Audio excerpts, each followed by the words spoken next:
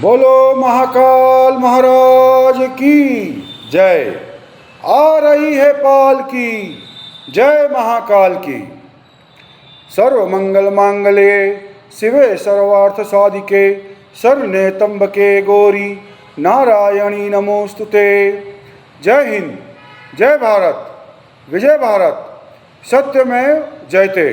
बोलो भारत माता की जय जय जय।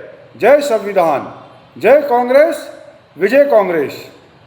नमस्ते साथियों, आज मैं लाल बहादुर जी शास्त्री जी के जीवन के संघर्षों की बात आपसे करने आया हूँ। लाल बहादुर शास्त्री जी भूखे भारत को आत्मनिर्भरता, जवान को शक्ति और देश को स्वाभिमान देने वाले प्रधानमंत्री। आज मैं भारत के उस महान सपूत की बात करना चाहता हूँ जिनका शरीर छोटा था, आवाज़ धीमी थी, जीवन बेहद सादा था, लेकिन जब भारत की सुरक्षा और स्वाभिमान की बात आई तो उनका निर्णय लोहे की तरह मजबूत था। वह थे भारत के दूसरे प्रधानमंत्री, कांग्रेस के महान नेता, स्वतंत्रता सेनानी और भारत रत्न श्री लाल बहादुर शास्त्री जी। उनका जन्म 2 अक्टूबर 1904 को मुगल सराय उत्तर प्रदेश में हुआ।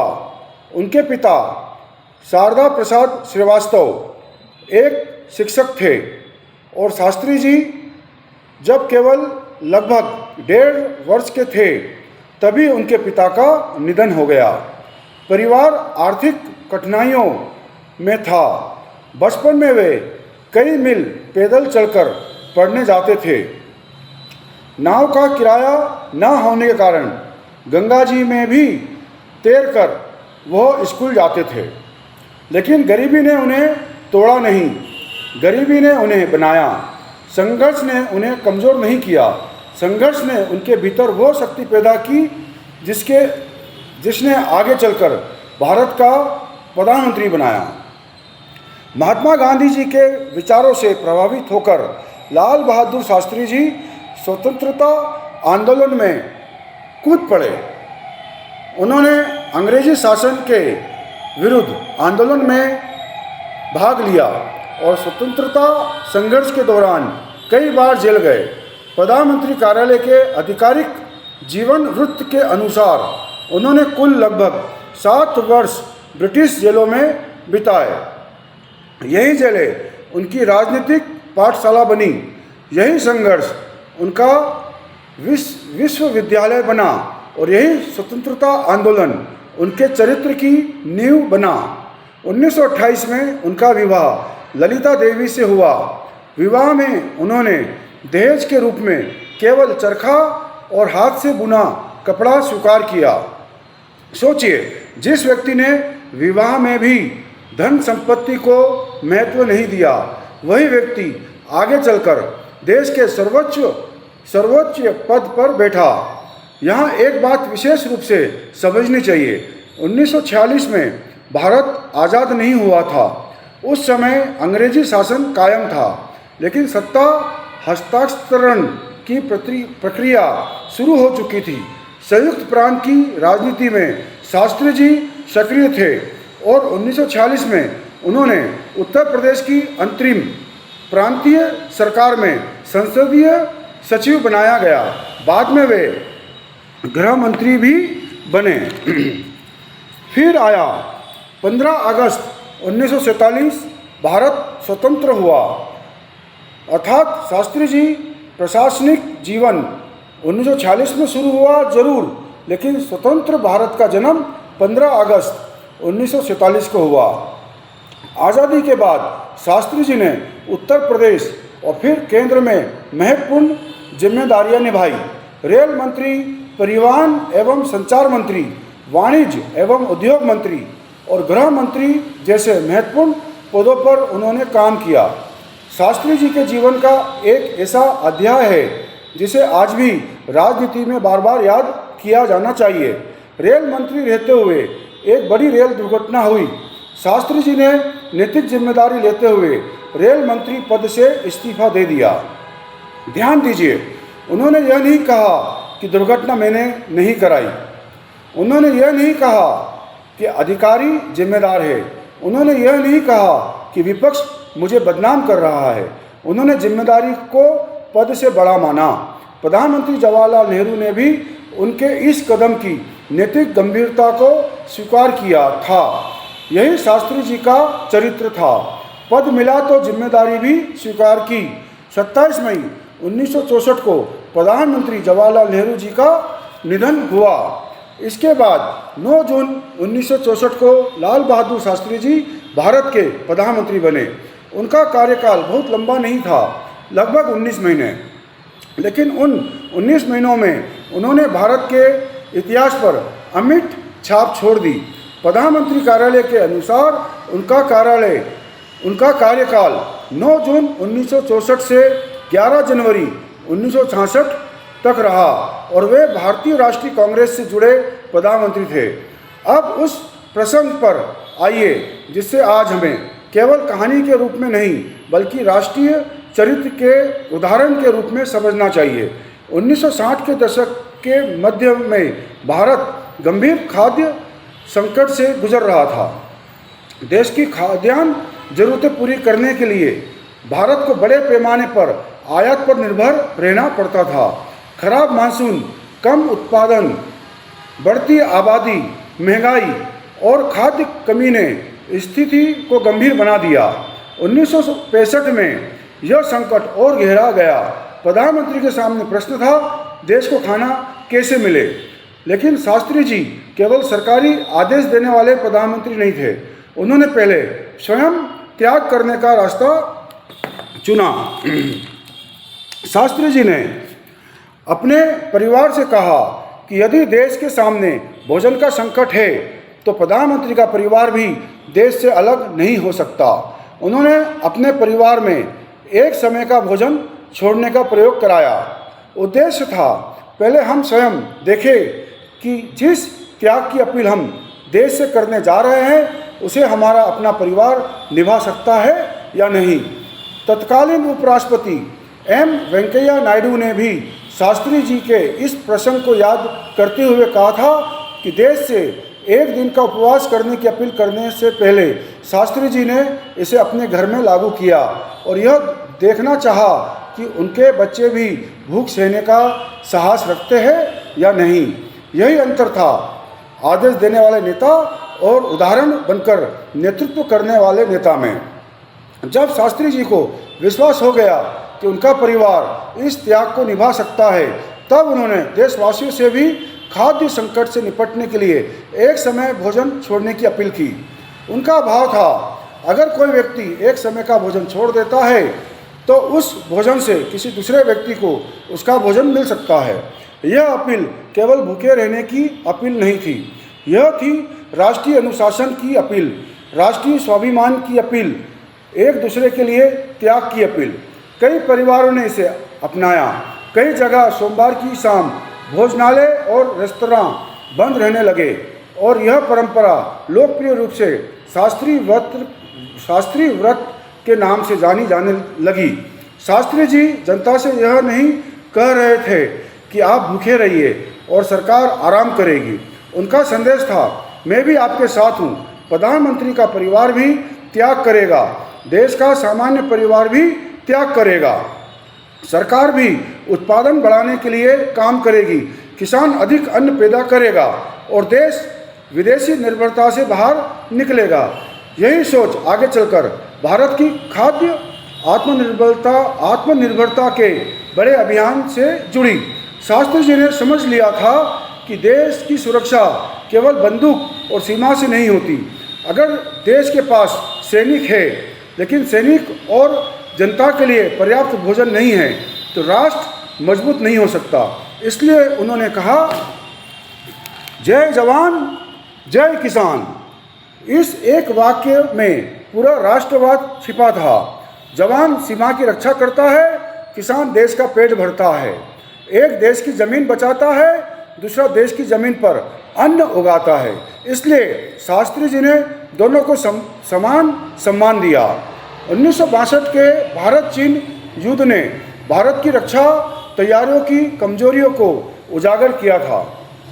शास्त्री जी ने यह समझा कि भारत शांति चाहता है, लेकिन शांति का अर्थ कमजोरी नहीं हो सकता।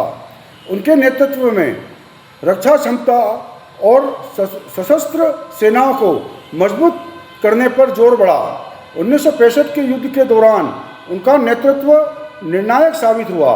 भारत सरकार के आधिकारिक स्रोतों के अनुसार शास्त्री जी ने आवश्यकता पड़ने पर पाकिस्तान के विरुद्ध संघर्ष का दायरा अंतर्राष्ट्रीय सीमा तक बढ़ाने का साहसिक निर्णय लिया। उनकी सोच स्पष्ट थी, भारत किसी पर हमला करने के लिए शक्तिशाली नहीं बनना चाहता, भारत को अपनी सुरक्षा के लिए शक्तिशाली होना है। यही वास्तविक स्वाभिमान है।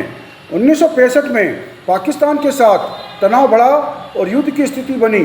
शास्त्री जी के सामने दो रास्ते थे, एक दबाव में आकर पीछे हटना, दूसरा देश की सुरक्षा और संप्रभुता की रक्षा के लिए दृढ़ता से खड़ा होना।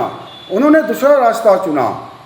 शास्त्री जी शांति प्रिय थे, लेकिन शांति प्रिय होने का अर्थ कमज़ोर होना नहीं है। भारत सरकार के आधिकारिक अभिलेख बताते हैं कि 1965 के युद्ध में उन्होंने भारतीय सेनाओं को अंतर्राष्ट्रीय सीमा पार करके पश्चिमी मोर्चे पर कार्रवाई की अनुमति दी। भारतीय सेना ने लाहौर और सियालकोट की दिशा में बढ़कर पाकिस्तान पर रणनीतिक दबाव बनाया। यहाँ शास्त्री जी की राजनीतिक दृढ़ता को समझना बहुत जरूरी है। पाकिस्तान का दबाव जम्मू कश्मीर क्षेत्र पर था। भारत ने युद्ध का दायरा बढ़ाकर पंजाब के मोर्चे पर अंतर्राष्ट्रीय सीमा पार की। भारतीय सेना लाहौर के बाहरी क्षेत्र तक पहुंची और लाहौर पर दबाव बनाया। भारत सरकार के आधिकारिक स्रोत में स्पष्ट रूप से कहा गया है कि भारतीय सेना के लाहौर और सियालकोट की ओर बढ़ने से पाकिस्तान को अपना रुख रक्षात्मक करना पड़ा। यह केवल सैनिक कार्रवाई नहीं थी, यह संदेश था भारत अपनी जमीन की रक्षा करेगा। भारत शांति चाहता है, लेकिन अपनी संप्रभुता के साथ समझौता नहीं करेगा। शास्त्री जी का कद लगभग 5 फीट 2 इंच बताया जाता है, लेकिन 1965 में दुनिया ने देखा कि शास्त्री जी का कद और नेतृत्व का कद अलग अलग चीज़ें हैं। सरकार के आधिकारिक व्यक्तियों में भी उनके व्यक्तित्व को अत्यंत विनम्र और शांत बताते हुए 1965 में उनके स्टीली रिजोल्व यानी इस्पाती दृढ़ता का उल्लेख किया गया है। यही कारण है कि शास्त्री जी को याद करते हुए मेरे मन में एक पंक्ति आती है, कद छोटा था लेकिन संकल्प बहुत बड़ा था। लाल बहादुर शास्त्री जी और ललिता शास्त्री जी के 4 बेटे और 2 बेटियां थीं। उनके बच्चों के नाम हरि कृष्ण शास्त्री, अनिल शास्त्री, सुनील शास्त्री, अशोक शास्त्री तथा बेटियां कुसुम शास्त्री और सुमन शास्त्री बताए जाते हैं। परिवार का जीवन भी शास्त्री जी की सादगी से प्रभावित था। उनके लिए प्रधानमंत्री होना परिवार को विशेष सुविधा देने का कारण नहीं था। उनका परिवार भी उसी भारत का हिस्सा था जिसके लिए वे प्रधानमंत्री के रूप में काम कर रहे थे। यही कारण है कि भोजन त्याग की घटना केवल राजनीतिक भाषण नहीं बनी, क्योंकि शास्त्री जी ने अपने परिवार को पहले उस त्याग का हिस्सा बनाया।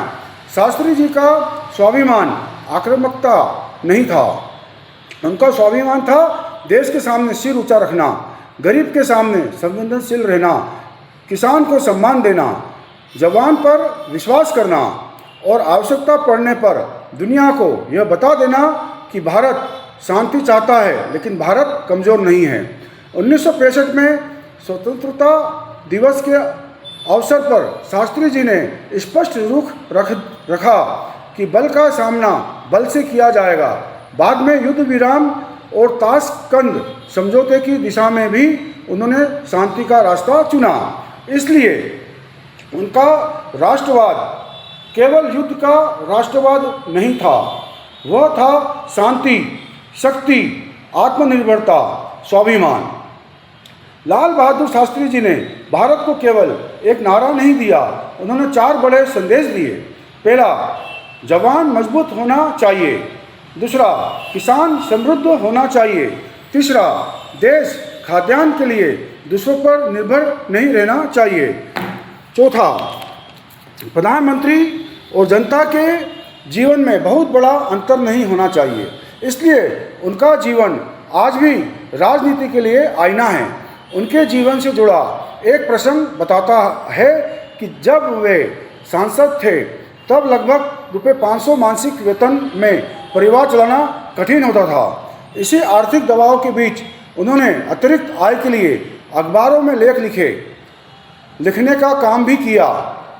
संस्मरणों में वो उल्लेख मिलता है कि उनके लिखे लेख विभिन्न अखबारों में प्रकाशित हुए और प्रति लेख ₹500 तक का परिश्रम मिला। यह बात आज के समय में छोटी लग सकती है, लेकिन उस दौर में इसका अर्थ बहुत बड़ा था। भारत का एक राष्ट्रीय नेता अपने परिवार का खर्च चलाने के लिए स्वयं लेख लिख रहा था।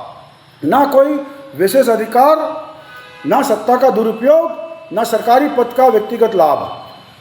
कलम से कमाई और ईमानदारी से परिवार चलाना, यही शास्त्री जी का जीवन था। इसलिए जब बाद में वे देश के प्रधानमंत्री बने और खाद्य संकट के समय जनता से त्याग की अपील की तो जनता को उनकी बात पर विश्वास हुआ, क्योंकि वे स्वयं त्याग का जीवन जी चुके थे।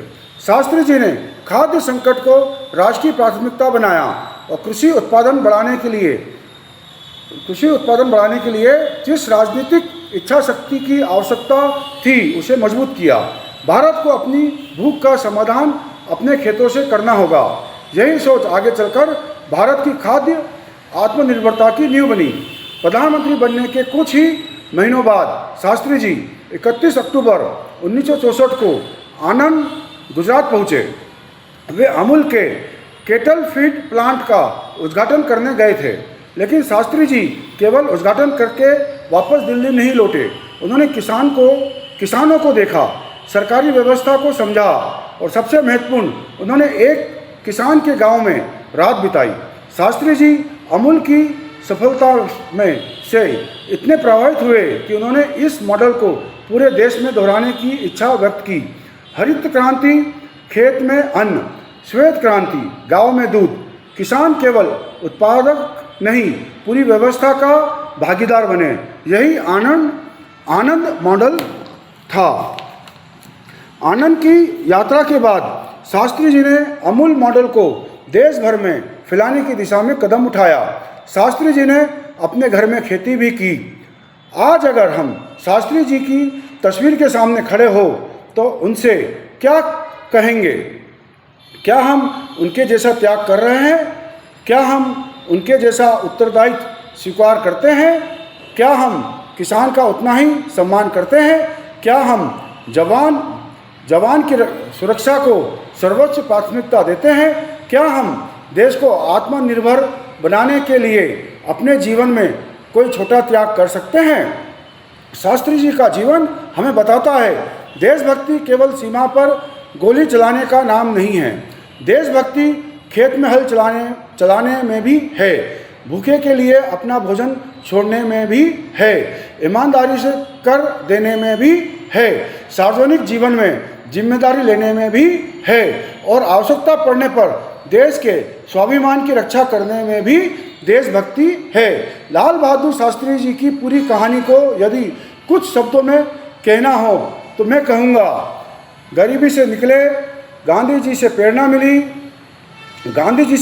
ली, कांग्रेस के स्वतंत्रता आंदोलन में संघर्ष किया, अंग्रेजों की जेलें देखी, आज़ाद भारत में प्रशासन संभाला, रेल मंत्री रहते नैतिक जिम्मेदारी का उदाहरण दिया, प्रधानमंत्री बने, भूखे भारत के साथ अपना भोजन छोड़ा, किसान को राष्ट्र की शक्ति बनाया, जवान को राष्ट्र की सुरक्षा का प्रहरी बनाया, 1965 में पाकिस्तान के सामने भारत का स्वाभिमान खड़ा किया, लाहौर की दिशा में भारतीय सेना को आगे बढ़ने का राजनीतिक साहस दिया और अंत में शांति के लिए ताशकंद गए। वहीं 11 जनवरी 1966 को इस दुनिया से विदा हो गए, लेकिन उनका विचार आज भी जीवित है। जय जवान, जय किसान। भारत माता के महान सपूत पूर्व प्रधानमंत्री श्री लाल बहादुर शास्त्री जी को कोटि कोटि नमन, श्रद्धांजलि अर्पित करता हूँ। जय हिंद, जय भारत। विजय भारत, जय संविधान, बोलो भारत माता की जय जय जय। जय कांग्रेस, विजय कांग्रेस। भारत यात्री मुकेश राज शाह, राष्ट्रीय भारतीय Congress, all India Congress committee.